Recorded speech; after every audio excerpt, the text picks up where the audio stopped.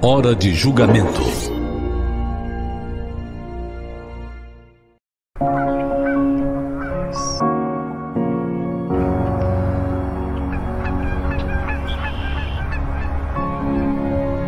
Uma filiação divina. No começo dos meus estudos sobre o assunto da Trindade, logo me dei conta de que a primeira coisa que alguém que rejeita a doutrina da Trindade é acusado é de rejeitar a divindade de Cristo. Rejeitar a divindade de Cristo é algo de importância maior. Provavelmente não há nada mais fundamental na religião cristã. Se Jesus não é divino, então ele é somente um homem. E se ele é somente um homem, ele não tem capacidade de salvar ninguém de seus pecados, e seu sacrifício na cruz, sendo um sacrifício somente humano, seria insuficiente para expiar pecados. Em João 1:1 lemos que no princípio era o Verbo, e o Verbo estava com Deus, e o Verbo era Deus. Cristo é a palavra, e claramente a palavra era Deus, então Cristo é divino. Aqueles que acreditam na doutrina da Trindade professam que Jesus é divino. E aqueles que rejeitam a doutrina da Trindade também professam que Jesus é divino.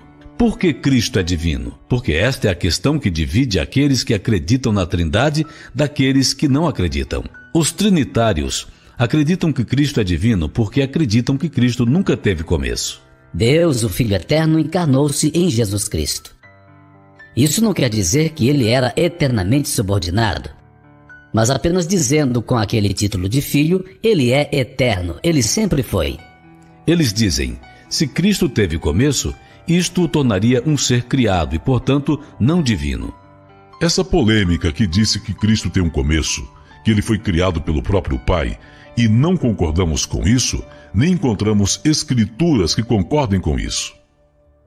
De alguma forma, Jesus não era, e então ele era. Bem, se ele tem um princípio, ele não pode ser Deus, porque só Deus é eterno.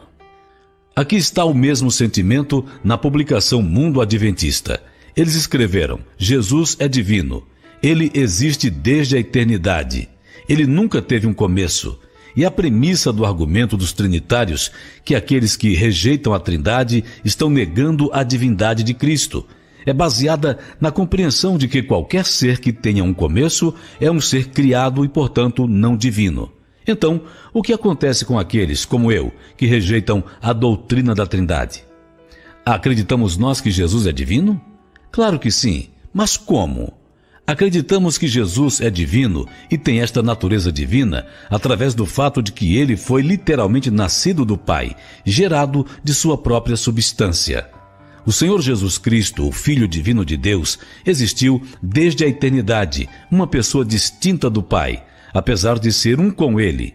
Ele era a glória incomparável do céu. Ele era o comandante das inteligências celestes, e a homenagem de adoração dos anjos era recebida por ele por direito, e nisso não estava roubando de Deus. Senhor me possuiu no princípio de seus caminhos, ele declara, e antes de suas obras. Desde a eternidade fui ungida, desde o princípio, antes do começo da terra, quando ainda não havia abismos, fui gerada, quando ainda não havia fontes carregadas de águas. Antes que os montes se houvessem assentado, antes dos outeiros, eu fui gerada. Ainda ele não tinha feito a terra, nem os campos, nem o princípio do pó do mundo. Quando ele preparava os céus, aí estava eu, quando traçava o horizonte sobre a face do abismo. Nesta declaração, a irmã White afirma que Jesus Cristo é o Filho divino de Deus. Desde quando? Desde a eternidade, que aqui é definida como sendo antes da terra ser criada, como significado pelas palavras antes de suas obras. O termo desde o princípio, igualmente, simplesmente quer dizer no começo de tudo, ou antes mesmo da terra existir. Ao falar da criação da terra, Jesus declara, quando não havia abismos, fui gerada, e quando ainda não havia fontes carregadas de águas. Outra vez ele diz, antes que os montes se houvessem assentado, antes dos outeiros, eu fui gerado. Tudo isso quer dizer que Jesus foi gerado antes da terra ser criada. Ellen White diz mais: Cristo, o Verbo, o único Filho gerado por Deus, era um com o Pai eterno. Um em natureza, em caráter, em propósito, o único ser que podia entrar em todos os conselhos e propósitos de Deus. E se chamará o seu nome maravilhoso, conselheiro, Deus forte, Pai da eternidade, príncipe da paz. Isaías 9:6. E cujas saídas são desde os tempos antigos, desde os dias da eternidade. A mensageira inspirada disse que Cristo era um com o Pai eterno, e aí ela afirma que ele era um com Deus. Cristo era um com Deus em natureza. Por que Cristo tem essa natureza divina? Cristo é divino porque seu Pai era divino, e ele saiu da própria substância de seu Pai e, portanto, tem a mesma natureza que seu divino Pai, de quem ele saiu. Sabemos que ele saiu do Pai porque Jesus nos disse em João 8,42, quando ele disse: Eu saí do Pai e dele vim. Agora, há alguns que dizem que Provérbios capítulo 8 está falando sobre sabedoria e que esta passagem sobre a sabedoria tem sido gerada não se refere a Cristo. Quando não havia profundezas, fui trazido. Eles estão dizendo, veja, ele era desde a eternidade, mas diz que ele foi gerado. Eles dizem que isso é sobre Jesus. Este é apenas um solilóquio, é apenas uma canção de Salomão que trata da sabedoria e da importância da sabedoria. Não está falando sobre Jesus, ele disse. Isso é verdade? Vamos deixar a irmã White comentar essa passagem. Através de Salomão, Cristo declarou: O Senhor me possuiu no princípio de seus caminhos, antes de suas obras da antiguidade. Desde a eternidade fui ungida, desde o princípio, antes do começo da terra, quando fixava ao mar o seu termo, para que as águas não traspassassem o seu mando, quando compunha os fundamentos da terra. Então eu estava com ele, como um que foi criado por ele, era cada dia as suas delícias, alegrando-me perante ele em todo o tempo. Falando de sua pré-existência, Cristo carrega a mente ao passado através de eras sem data. De acordo com a irmã White, está falando de Jesus. Ela o diz bem claramente, a passagem está falando de sua pré-existência. Então, está falando de Jesus. Além disso, já que ela escreve através de Salomão, Cristo declarou: isto significa que é Jesus falando. E desde que é Jesus falando, e desde que ele fala sobre sua própria pré-existência, não podemos negar que esta passagem é Jesus falando sobre si mesmo antes de existir o mundo. E se houvesse ainda alguma dúvida de que este nascimento da sabedoria em Provérbios 8 se refere a Cristo, Ellen White dá uma segunda testemunha. Ela escreve: suas saídas são desde os tempos antigos, desde os dias da eternidade. E o Filho de Deus declara sobre si mesmo: o Senhor me possuiu no princípio de seus caminhos, antes de suas obras da antiguidade. Desde a eternidade fui ungida. Quando compunha os fundamentos da terra, então eu estava com ele, como um que foi criado por ele. Era cada dia as suas delícias. Alegro-me perante ele em todo o tempo. Tão claramente quanto possível, ela cita Provérbios 8, dizendo: o Filho de Deus declara a respeito de si mesmo. Então, quando os ministros dizem não está falando sobre Jesus, devemos rejeitar os ensinamentos destes ministros, a menos que queiramos tornar nulos os escritos inspirados. A sabedoria em Provérbios capítulo 8 é Jesus falando sobre si mesmo. Sobre si mesmo. A Bíblia confirma isso? Claro que sim. Em 1 Coríntios 1, 24, a Bíblia chama Cristo o poder de Deus e a sabedoria de Deus. E no verso 30 lemos sobre Jesus Cristo, o qual para nós foi feito por Deus sabedoria. 1 Coríntios 1, 24 e 30. Então, a Bíblia e Ellen White estão de acordo que a sabedoria é ainda outro nome para Cristo. E falando de si mesmo como sabedoria, ele fala através de Salomão na passagem de sua própria pré-existência, quando ele disse sobre si mesmo: quando ainda não havia abismos, fui gerada. O verso mais central da fé cristã é João 3,16. Deus amou o mundo de tal maneira que deu seu Filho unigênito, para que todo aquele que nele crê não pereça, mas tenha a vida eterna. Comentando o verso, a irmã White escreve: o amor de Deus pelo mundo não foi manifesto porque ele enviou seu Filho, mas porque ele amou o mundo. Ele mandou seu Filho ao mundo para que a divindade vestida de humanidade pudesse tocar a humanidade, enquanto a divindade alcança o infinito. Apesar de que o pecado tinha produzido um abismo entre o homem e Deus, a benevolência divina providenciou um plano para construir uma ponte sobre este abismo. E qual material usou ele? Uma parte de si mesmo. Nessa declaração, ela fala do amor de Deus sendo revelado ao mandar Cristo, seu Filho, e ao referir-se a seu Filho, ela fala de uma ponte estabelecida no abismo entre homem e Deus. E ao perguntar que material usou ele, ela responde, referindo-se a Jesus como uma parte de si mesmo.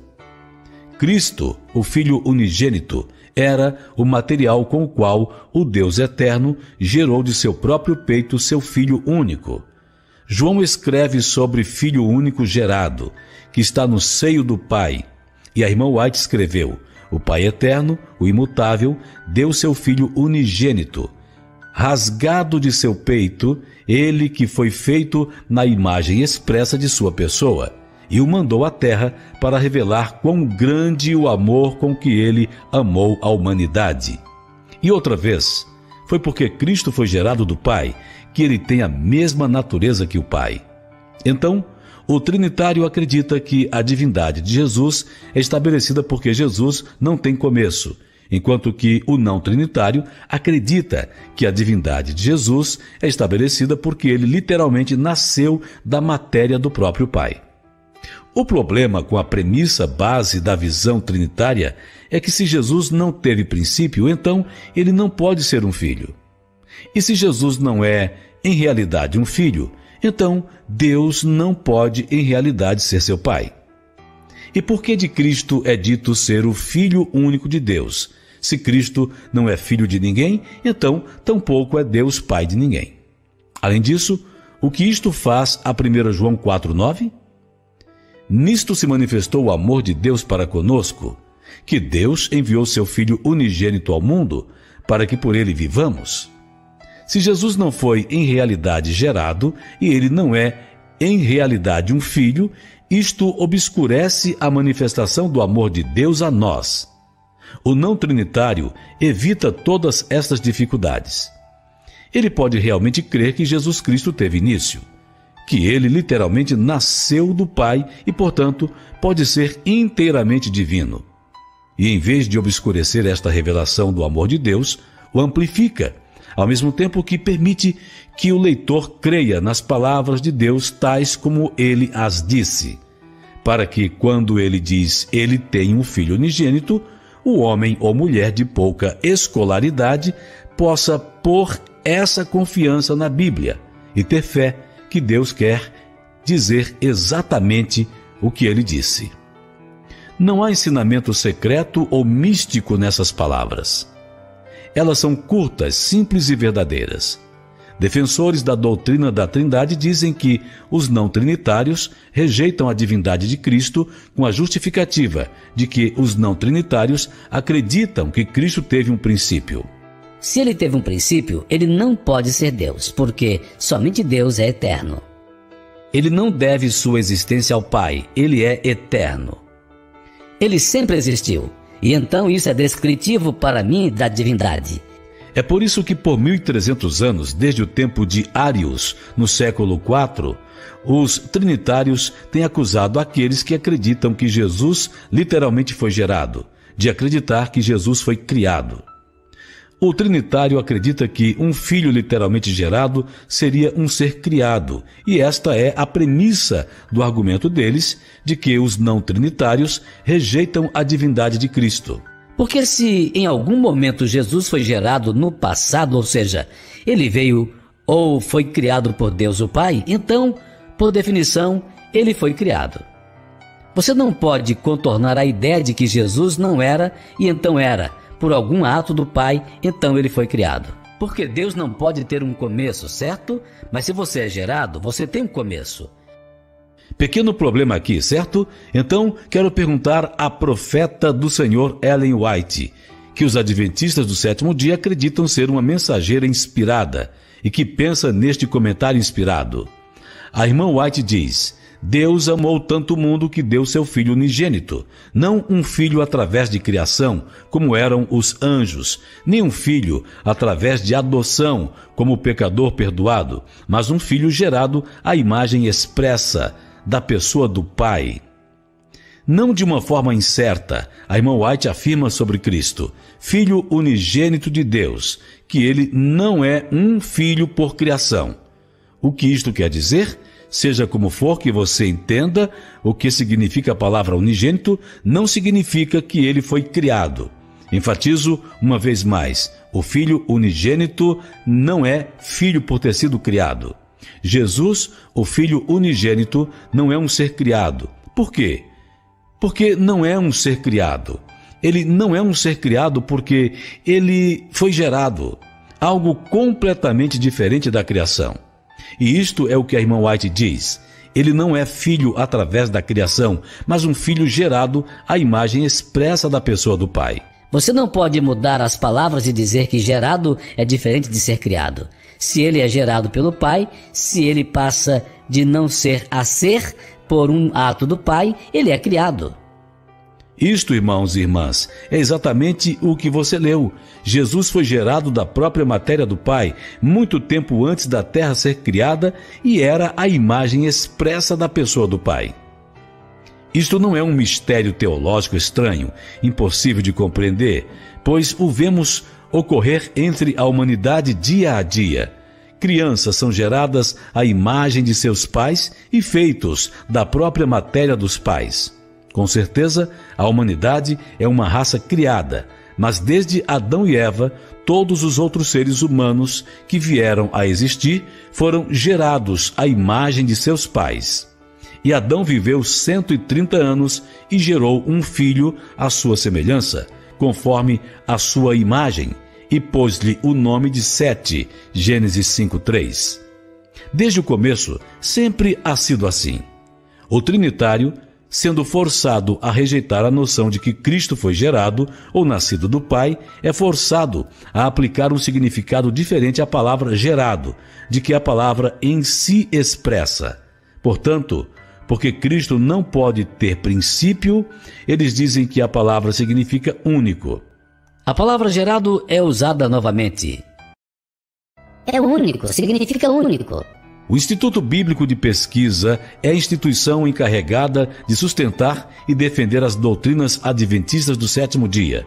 Eles escreveram monogenes. A palavra grega para gerado poderia referir-se ao fato de que Cristo é o único como Deus e como meio de revelação usado por Deus. Se aceitamos a leitura Filho único, o fato de que ele é único como revelador do Pai seria enfatizado. Monogenes também significa Jesus como o único meio de salvação. Em Mundo Adventista também foi escrito: unigênito descreve o papel único de Jesus como o Filho divino de Deus nascido neste mundo. Ninguém mais no universo é como ele. Então, em vez da palavra gerado significar nascido ou engendrado, como a palavra em si é definida, eles aplicam uma definição nova, dizendo que significa único, para poder mudar a doutrina. A irmã White alertou sobre tal abordagem dizendo: as verdades mais claramente reveladas na Bíblia têm sido envolvidas em dúvida e escuridão por homens ilustrados, que, com pretensão de grande sabedoria, ensinam que as Escrituras têm um significado espiritual místico, secreto, não aparente na linguagem empregada. Estes homens são falsos mestres. Como é que ele poderia ser Deus em qualquer tipo de sentido eterno, como qual compreendemos a divindade, e não ter existido em algum ponto no passado remoto e aí, de alguma forma, ter nascido, ser trazido à luz, atualizado? Chame o que você quiser chamar. Não existia E aí veio a existir. Bem, o que tem me ajudado é me distanciar da casca da árvore e tirar a conclusão. Eu tenho estado falando para mim mesmo por uns 10 anos, já que quando em dúvida em relação ao estudo da Bíblia, quando em dúvida, se distanciar do ponto em foco e ver o panorama completo. Agora, pense com cuidado sobre o que Ty Gibson está dizendo. Ele está dizendo que quando a Bíblia chama Jesus de Filho de Deus, estamos olhando para a casca da árvore. E quando em dúvida, distancie-se para olhar o quadro todo. O que ele está dizendo aqui é que não se pode interpretar estas palavras com seu sentido literal. Ele está pondo em dúvida a filiação de Cristo e sugerindo que não se pode interpretar este verso como a declaração de que Jesus é o Filho de Deus, como o verso diz, e porque estas palavras são cobertas de dúvida. Ao invés, ele diz que devemos nos distanciar da casca da árvore e olhar o panorama completo para poder chegar à conclusão de que Deus não quis dizer de verdade o que ele disse. Exatamente como a serpente, ele está criando dúvida quanto às palavras mais claras nas Escrituras. Esta tem sido sempre a estratégia de Satanás. No batismo de Jesus, Deus falou dos céus dizendo: "Este é meu filho amado, em quem me comprazo." Mas quando estava no deserto da tentação, depois de seu batismo, Satanás lisonjeou-se que poderia levar Cristo a duvidar das palavras proferidas dos céus em seu batismo.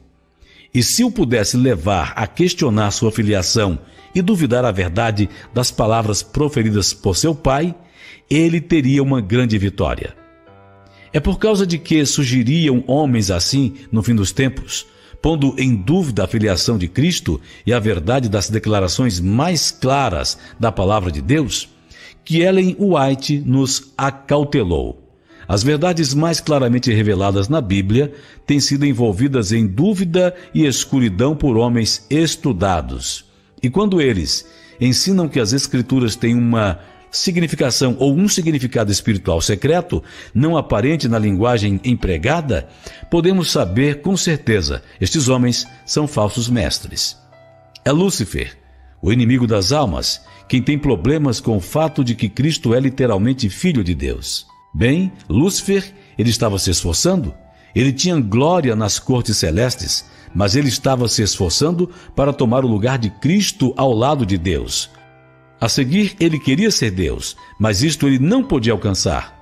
Cristo era o Filho unigênito de Deus, e Lúcifer, aquele glorioso anjo, começou uma guerra sobre o assunto até que teve que ser expulso abaixo à terra. Lúcifer não podia obter a posição do Filho de Deus, porque Cristo era o Filho unigênito de Deus. Cristo foi nascido do material da própria substância do Pai. Portanto, Lúcifer não podia obter a posição de Filho de Deus, porque Lúcifer não era nascido de Deus. Ele era um ser criado. E por isso é que, daquele dia a este, Lúcifer, ao guerrear contra o Pai e o Filho, tem se esforçado por muitos milênios para conseguir que o povo de Deus adote a crença de que Cristo não foi literalmente nascido de Deus. Este assunto da filiação de Cristo foi uma controvérsia tamanha no céu que o Pai chamou perante si todo o exército celeste, para que na presença deles ele pudesse fazer uma declaração pública para esclarecer a confusão sobre o assunto. O Rei do Universo convocou a apresentar-se diante de si todas as hostes celestes, para que na presença deles pudesse ele estabelecer a verdadeira posição de seu filho e mostrar a relação que ele tinha com todos os seres criados. O Filho de Deus compartilhava o trono do Pai e a glória do Eterno. Autoexistente ser rodeava a ambos. Ao redor do trono se congregaram as hostes celestes, uma multidão vasta, incontável, 10.000 vezes 10.000 e milhares de milhares, os anjos mais exaltados, como ministros e súditos, regozijando-se na luz que caía sobre eles da presença da divindade. Perante os habitantes celestes congregados, o rei declarou que ninguém, somente Cristo, O Filho unigênito de Deus poderia participar completamente de seus planos, e que a ele fora encarregado executar os conselhos poderosos de sua vontade. O Filho de Deus tinha operado a vontade do Pai na criação de todas as hostes celestes, e a ele, assim como a Deus, sua homenagem e fidelidade era devida. Cristo devia ainda exercer poder divino na criação da terra e seus habitantes.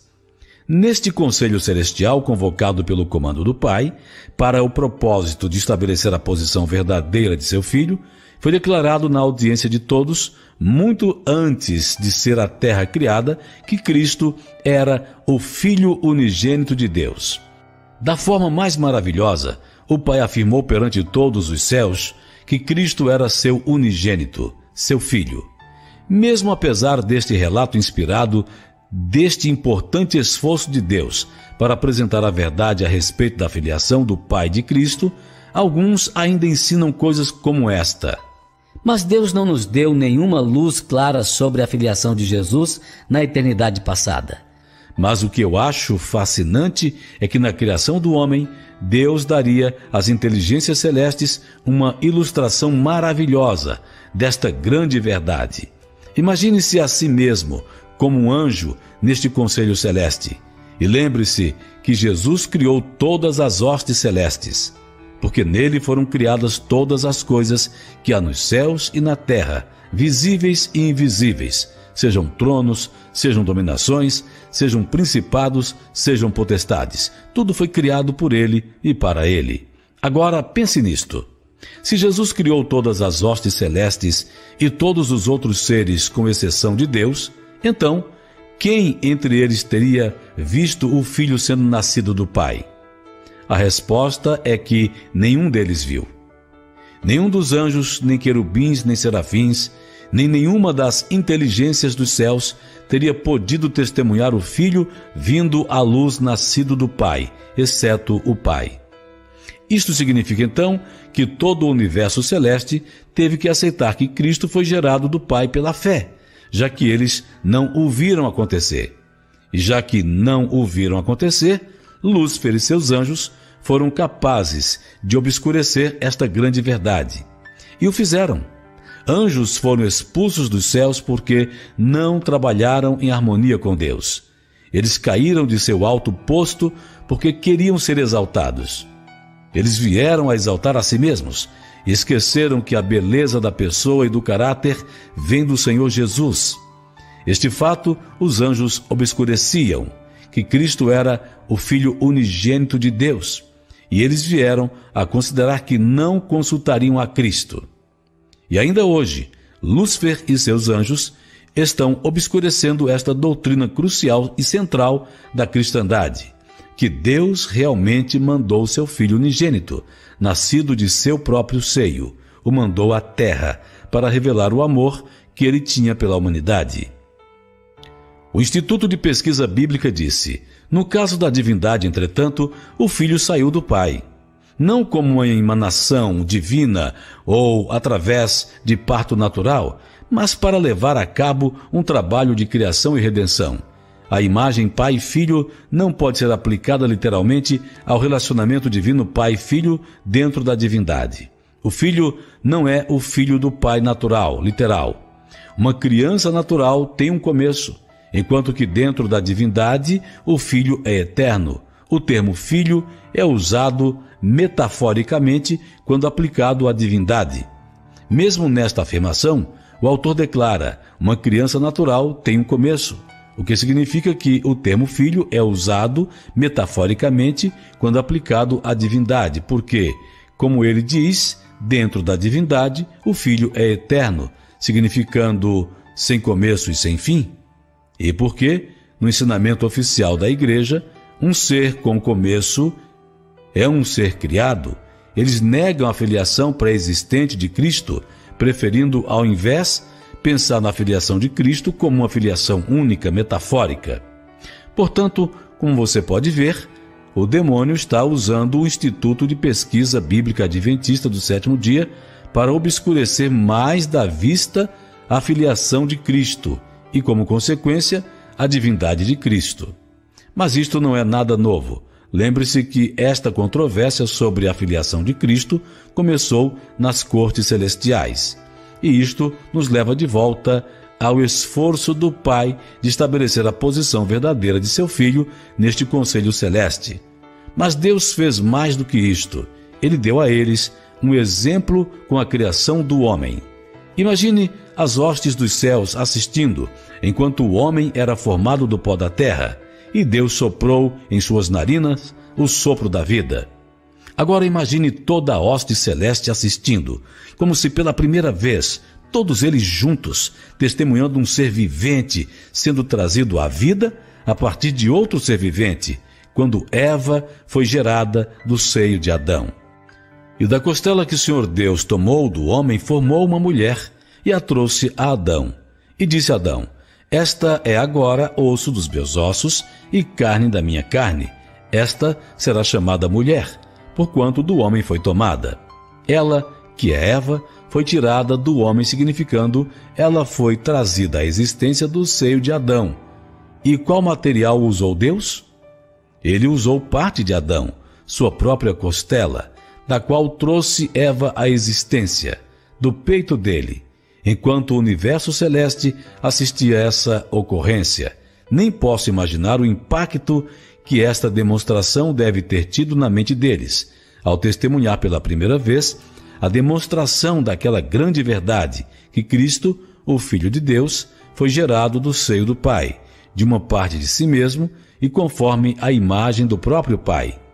E este princípio extraordinário de seres gerados na imagem e semelhança de seus pais, usando matéria da própria substância que compõe seus pais, tem sido a lei da reprodução por 6.000 anos, desde que Adão gerou um filho à sua semelhança, conforme a sua imagem.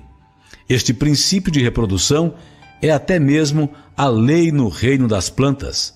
E disse Deus: produza a terra erva verde, erva que dê semente, árvore frutífera que dê fruto segundo a sua espécie, cuja semente está nela sobre a terra. E assim foi.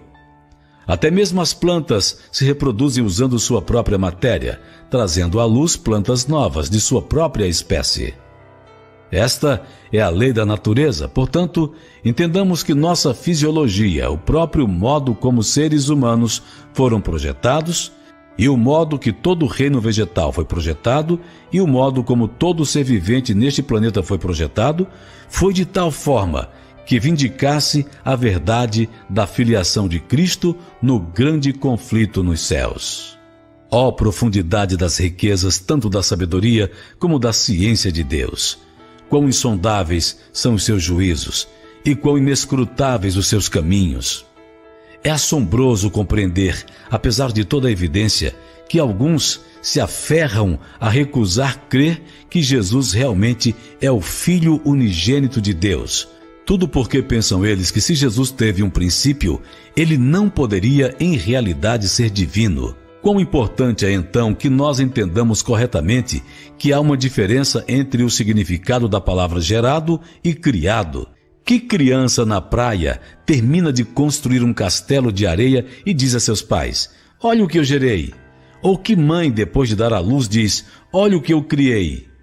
Uma compreensão correta destas definições é imprescindível. Mas aqui tenho a questão maior que quero discutir neste vídeo. Por que Jesus é divino? Considere esta afirmação da pena da irmã White.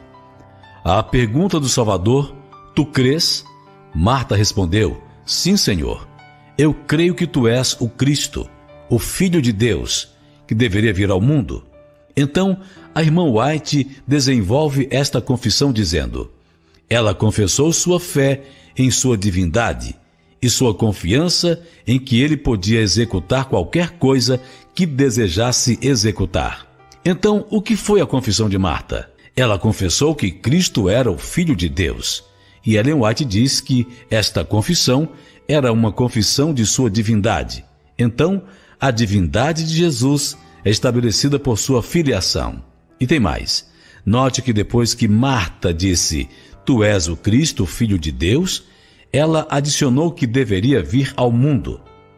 Marta não estava meramente confessando sua fé em que Jesus era o Filho de Deus, mas que ele era o Filho de Deus antes de que viesse ao mundo. Então Marta estava confessando sua crença na filiação pré-existente de Cristo, ou seja, que ela cria que Jesus era o Filho de Deus antes de vir ao mundo, e por isso é que Ellen White diz que Marta tinha confessado sua fé em sua divindade. A razão que isto é importante é porque a doutrina da Trindade não permite que se acredite que Jesus literalmente era o Filho de Deus nos céus.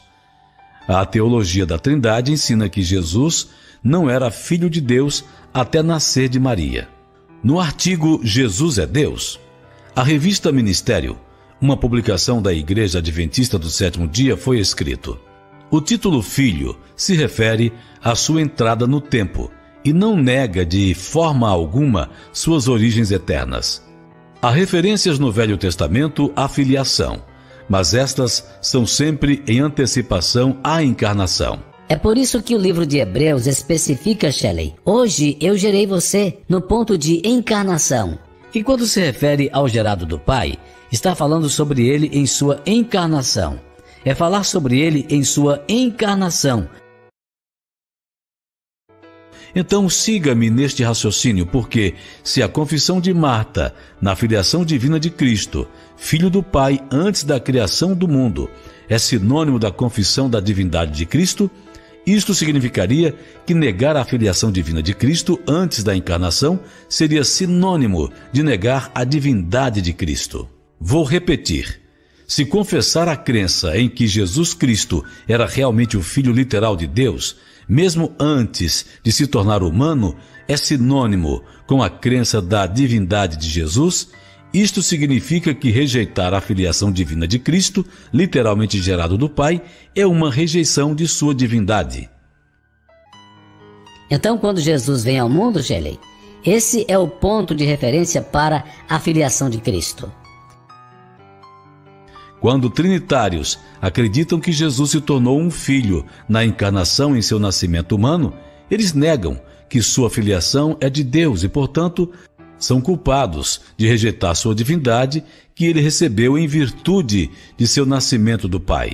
Ellen White escreveu: um professor de escola lá se opôs à verdade e declarou ao povo que os adventistas do sétimo dia não acreditavam na divindade de Cristo.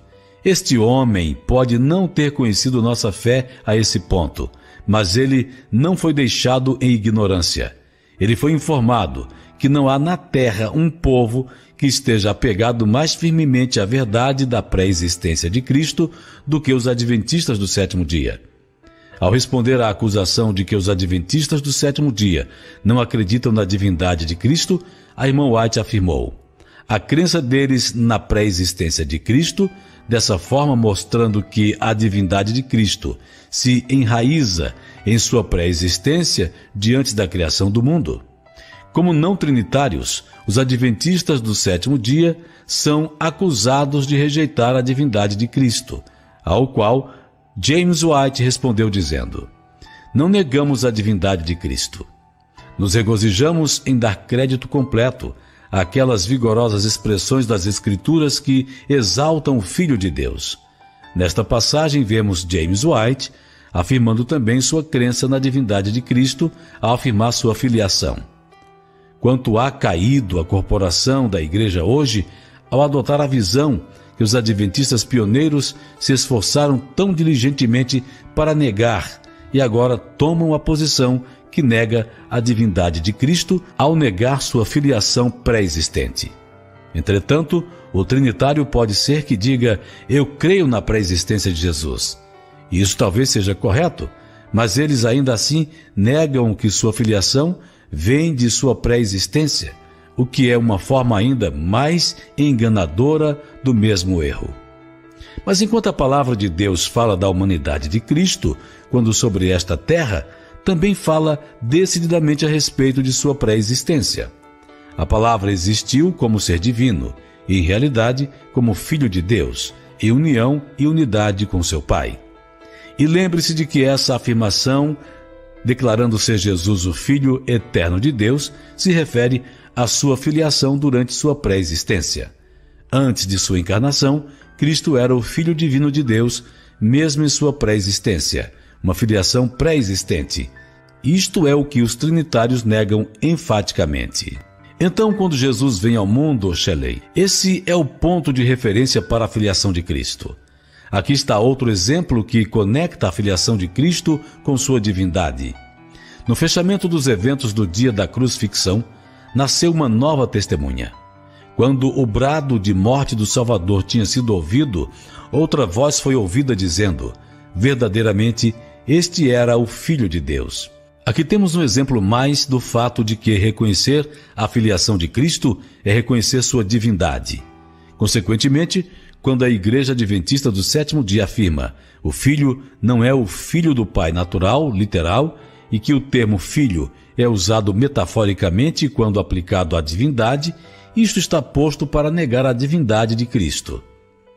Ao pensar em ensinar que Cristo é Filho somente em metáfora, isto permite à Igreja Adventista do Sétimo Dia chamar Jesus de Filho, enquanto que, ao mesmo tempo, negam que sua filiação é do Pai e, portanto, negam sua divindade. Aqui temos ainda outro exemplo que conecta a divindade de Jesus à sua filiação. No Desejado das Nações, página 536, lemos sobre Jesus. Ele clamou em alta voz: Lázaro, sai para fora. Sua voz clara e penetrante entra nos ouvidos do morto. Quando ele fala, divindade cintila através de sua humanidade. Em sua face, que está iluminada pela glória de Deus, o povo vê a certeza de seu poder. Cada olho está fixo na entrada da caverna, cada ouvido atento ao mais leve som. Com intenso e penoso interesse, todos esperam pela prova da divindade de Cristo, evidência com a qual se comprova sua reivindicação de ser ele o Filho de Deus, ou da extinção da esperança perpetuamente. A ressurreição de Lázaro é para ser a prova da divindade de Cristo. Então, se realmente Lázaro ressuscitasse dos mortos, seria evidente a prova de sua reivindicação de ser ele o Filho de Deus. Outra vez, portanto, a irmã White nos mostra que a crença na filiação de Cristo é sinônimo da crença em sua divindade, já que reconhecer um é reconhecer o outro. É biblicamente impossível, por consequência, negar a filiação de Cristo, como clamar que sua filiação é somente uma metáfora e ainda sustentar a visão de que Cristo é divino. Já que é por virtude de sua filiação pré-existente do Pai que Jesus é divino, consequentemente, a visão trinitária que nega esta filiação, em realidade, nega sua divindade, enquanto mantém sua profissão de crer na mesma. Também, no Desejado de Todas as Nações sobre Cristo, o mar conhecia sua voz e tinha obedecido seu comando. As doenças e a morte tinham reconhecido sua autoridade e tinham entregue a ele sua presa. O sol o tinha conhecido, e à vista de sua angústia na morte, tinha escondido sua face da luz. As rochas o tinham conhecido, e com seu brado tremeram, despedaçando-se em fragmentos. A natureza inanimada havia conhecido Cristo e tinham testemunhado de sua divindade. Mas os sacerdotes e governantes de Israel não conheciam o Filho de Deus. Outra vez, a divindade de Cristo e a filiação de Cristo estão ligadas. Os elementos da natureza inanimada testemunharam de sua divindade. E por contraste, mostrando o que significava rejeitar testemunhar de sua divindade, lemos que os sacerdotes e governantes de Israel não conheciam o Filho de Deus. E não há nada de novo debaixo do sol. Mesmo hoje, em 2022, os sacerdotes e governantes de Israel espiritual, mesmo hoje, em 2022, os sacerdotes e governantes da Israel espiritual moderna não conhecem o Filho de Deus. Eles professam ser os administradores dos oráculos de Deus e guardar seus mandamentos, mas eles não o conhecem. Eles dizem que sua filiação é apenas uma metáfora e, portanto, negam a divindade do Filho unigênito de Deus. Todos compreenderão que hão se desviado da verdade ao receber as mentiras mal interpretadas e cativantes de Satanás, ao invés de toda palavra que procede da boca de Deus. Eles lerão o anúncio: Tu, ó homem, escolheste marchar debaixo do estandarte do grande rebelde Satanás, e ao fazê-lo, tu te has destruído. Não importa qual tenha sido o legado dos teus talentos, não importa qual tenha sido a suposta sabedoria, o que rejeitar a verdade já não tem capacidade de tornar a Deus. A porta está fechada, assim como estava a porta da arca nos dias de Noé. Os grandes homens da terra vão então entender que entregaram coração e mente a filosofias enganadoras, que agradam o coração carnal. Esperança e graça e todo tipo de persuasão têm sido oferecidos por aquele que os amou e deu sua vida por eles, para que todo aquele que nele crê não pereça, mas tenha a vida eterna. Mas eles recusaram o amor de Deus. Suas opiniões orgulhosas, seus raciocínios humanos foram enaltecidos. Declararam a si mesmos autossuficientes para entender mistérios divinos e pensaram ser seus próprios poderes de discriminação fortes suficientes para discernir a verdade por si mesmos. Eles caíram como presa fácil à sutileza do inimigo, pois ele lhes apresentou erros ilusórios na filosofia humana, que tem paixão pelas mentes humanas. Eles se voltaram da fonte de toda a sabedoria e adoraram ao intelecto. A mensagem e os mensageiros de Deus foram criticados e descartados como inferiores às suas ideias humanas superiores. Os convites de misericórdia foram tornados zombaria, e eles negaram a divindade de Jesus Cristo e ridicularizaram a ideia de sua pré-existência antes de ele ter assumido a natureza humana. Mas os farrapos rasgados do raciocínio humano serão achados como cordões feitos de areia no grande dia de Deus. O movimento adventista do sétimo dia tem um destino de glórias pela frente. Irmãos e irmãs, isto é exatamente o que está acontecendo hoje. Os grandes teólogos e pastores e líderes e os governantes da Israel espiritual moderna estão negando a pré-existente filiação de Cristo antes que ele assumisse a natureza humana e estão, consequentemente, negando a divindade de Cristo, o mesmo crime do qual eles acusam aqueles que rejeitam hoje a doutrina da Trindade. Volte aos pioneiros e olhe, não tanto para o que eles disseram em palavras, mas para o que entenderam em seu conceito. Eles não eram contra o fato de que havia Deus Pai, Deus Filho, Deus Espírito Santo. Uma união eterna, portanto, nunca houve um tempo em que essa união não existisse. E é isso que acontece quando você fica um pouco obcecado com essa coisa de pai e filho. Este é o exemplo que nos ensina que seguir as tradições e ensinos do homem ou de qualquer denominação, em quase todos os casos, é um erro fatal que pode nos custar nossa salvação eterna. O Salvador nunca negou sua missão ou sua relação com o Pai. Ele podia permanecer em silêncio quando o insultavam pessoalmente, mas ele sempre falou clara e decisivamente quando seu trabalho ou sua filiação de Deus era questionada.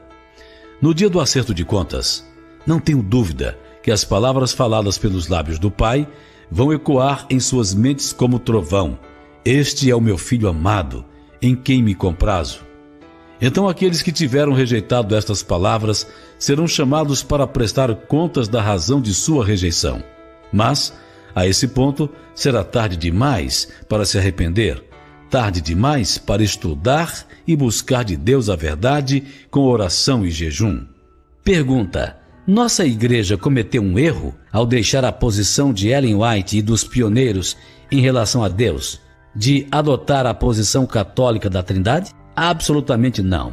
Não é uma questão de motivo. Esta é uma questão de verdade, e eu me dou conta que, sendo genuínos, muitos deles talvez ainda cheguem a compreender esta verdade, que é o fundamento da fé cristã. E esta é a razão porque eu apresento a vocês esta informação agora, porque ainda não é tarde demais. E eu não me atrevo a me calar, mas devo, como meu Salvador, falar clara e decididamente quando sua filiação e, consequentemente, sua divindade é questionada.